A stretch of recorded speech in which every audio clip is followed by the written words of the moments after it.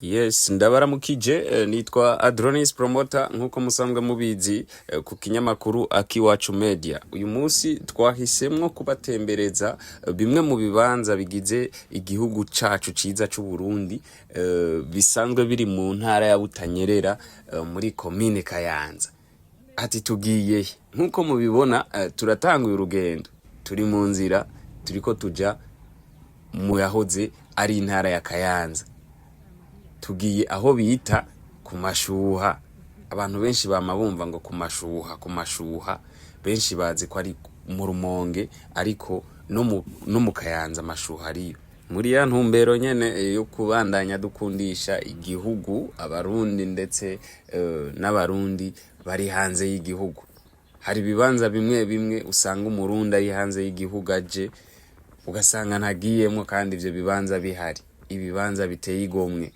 Nkuko mugiye kubibona muri kino kiganiro tugiye kubatembereza mu yahoze ari intara ya Kayanza. Twatanguye urugendo nkuko muriko murabibona turiko turagenda turaza gucishamwo aka audio gato kugira ngo ntitubarambire ariko tugiye kubereka ibibanza biteye igomwe mwahora mwumva ku matwi mutarabona. Yes, nkuko mubibona twamaze gushika muri Butanyerera muri commune ya Kayanza.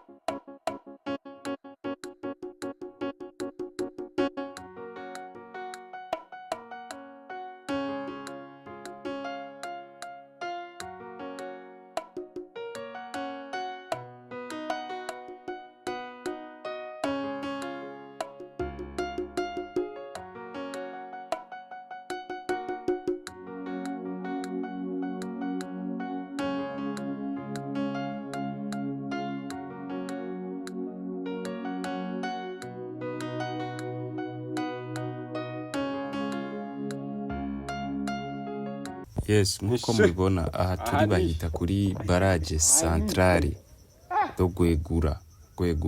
Murana yuko ni kibanza ciza abenshi bo hava bibaza ngo ni muri Tanganyika. Aha rero turacari mu rugendo rwo kubandanya tuja ku mashuha. Turacari mu rugendo rwo kubandanya tujahe ku mashuha. Gumana natwe kugira ngo tubandanye tubereka ibibanza vyiza bigize igihugu cacu c'u Burundi. Tugiriwe amahigwe yo guha lift umwe mu bantu bariko barirenganira bisa nkaho ari karataha. Tugomba tumubaze kugira ngo twumvirize yuko hari ico yobazi kubijanye n'amashuha. Barabara rijepfo ahantu nenga nabonye n'imodoka yinjira mu kuzi igaseruka hepfo mwenga ko kuri centrale ni kuri amajenje kuri centrale yo mu Gwegura muri residence yo mu Gwegura. Aho hantu bakunda kuvuga ngo ku mashuha ni ku mahoro bararimira bahita ku mahoro amahara amazashugushe kandi harameze neza ni habategeshi barimishiriza nkaziriyo bashe n'ubu sawa. Bijya bintu navyo bakunda kuvuga ngo yoza amashuha ngo ufise imivumo ngo ufise iki ngo birahera nivye canke n'ububeshi uravyemeza nawe? Nivyo birakura imikosho birakura imikosho nawe ivyo bintu uravyizereramo canke umuntu asenze Imana iramukura kiyo mivumo atarinze koga amashuha? Byose birakora kamukuru wanje urumva nkaho atakakera nitukibagire akaba nk'umuntu yaba yaragwaye akamererwa nabi. Urabona kera tukiri mu ishyamba twaragwara ibintu by'ibivunza abandi tugatukura wayi ibintu rero by'ibivunza ukajamwo ayo mazi wacu usanga uyoze ubucafu mubi wose ugashupfako bigaca bica hejuru.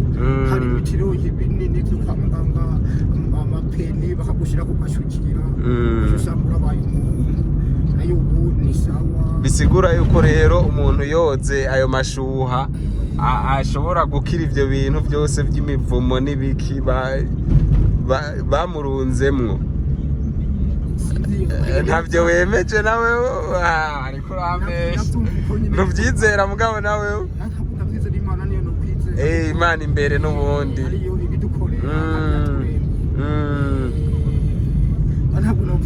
zari z'abakera Ego.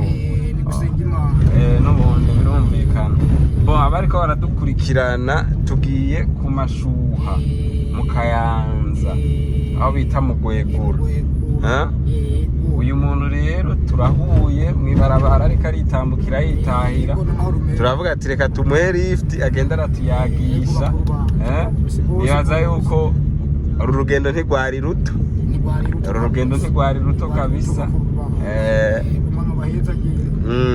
batinze kigwera mu dusabira imbere kandi turi bantaho nikora twege twiduka kubera atamatongo dufise yo kurima kandi dukomeye umusangwa gutaka aho tuba turasumvye naragiye tukaza dusaba leta ati nk'ubu mbere nk'umuntu yatwakiye tukabaho tutiba tukabana neza tukamucungera amatongo yabo ntitwonone nibo babanza kunshimishiriza tubanye neza kugera uno munsi akaruko rero no kwiyumvira aha rero bahitwa ku Mwavu ariho ku miruti ni imbere nyene akanya gatonya icyo mufata iryo barabara riza ku Mahoro ari amashuha usanga ameze neza barayubakiye neza kandi bambaye ibirato umuyaga batiko neza mukoroka bamwe bidudura haranyereye uri basi ibirato kugenda neza bukebuke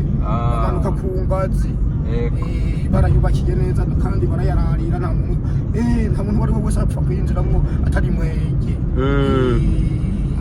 arayaba isuku n'ayatarabi isuku oya ni sawa reka so uwo ari we wese n'abazungu niyo bashi n'ubu hari igihe ngo basaba abazungu reka tuze gushikayo tubyibonere